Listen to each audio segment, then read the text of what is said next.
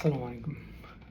অনেকে প্রশ্ন করে থাকেন যে পলিটিক্যাল সায়েন্সে জিআরই দেওয়াটা বাধ্যতামূলক কিনা?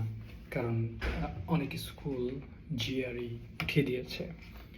আসলে কথাটা পুরোপুরি সত্য না। কারণ top 50 school US news ranking অনুযায়ী যদি আমরা দেখি, তাহলে সেখানে ২ থেকে ৩টি স্কুল তাদের জিআরই রিকোয়ার্ড না। এছাড়া রিকোয়ার্ড না অর্থাৎ তারা জিআরই অ্যাকসেপ্ট করে না।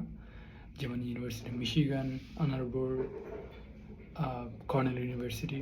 তো তারা আপনি যদি জিআরই স্কোর সাবমিটও করেন, তারা সেটা অ্যাকসেপ্ট করবে না। এছাড়া মোটামুটি বেশিরভাগ স্কুলেই ম্যান্ডেটরি, আপনাকে অবশ্যই সাবমিট করতে হবে, না হলে তারা আপনার অ্যাপ্লিকেশন কনসিডার করবে না, অথবা অপশনাল, অথবা রিকমেন্ডেড। তার মানে আপনি যদি অ্যাডমিশন রেসে টিকে থাকতে চান, আপনাকে জিআরই দিতেই হবে। তো আমি যখন অ্যাপ্লিকেশন করার প্ল্যান করি, আমার টার্গেট ছিল যে I have to get an admission in top 20 or 30 schools. So আমাকে জিআরইটা দিতেই হতো। তখন আমি পড়াশোনা শুরু করলাম। আসলে মোটামুটি ৮ মাসের মতো সময় লেগেছিল পড়াশোনা করতে। সো আমি বলবো যে আপনি যদি পলিটিক্যাল সায়েন্সে পিএইচডি করতে চান, তাহলে আপনাকে জিআরইটা দেওয়া উচিত। আর এর পেছনে একটা রিজন হচ্ছে যে আমেরিকাতে পলিটিক্যাল সায়েন্স ডিফারেন্ট। এইটা আমরা দেশে যেভাবে পড়ি, যদিও আমি দেশে পলিটিক্যাল সায়েন্সে ছিলাম না, কিন্তু পলিটিক্যাল সায়েন্স বা পাবলিক অ্যাডমিনিস্ট্রেশন এগুলোর সিলেবাস মোটামুটি সেম।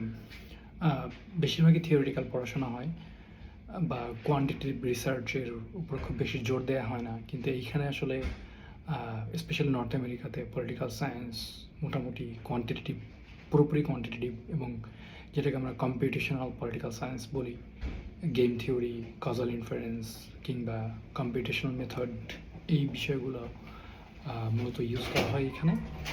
তো এই ব্যাপারগুলো আসলে যার জন্য অ্যাডমিশন কমিটি আসলে আপনার কোয়ান্টে কতটুকু দক্ষতা আছে এটা দেখে, এবং ফলশ্রুতিতে আপনাকে কোয়ান্টিটেটিভ মেথড জানতে হবে, অথবা আপনাকে জিআরই এর কোয়ান্টিটেটিভ পার্টটাতে খুব ভালো করতে হবে।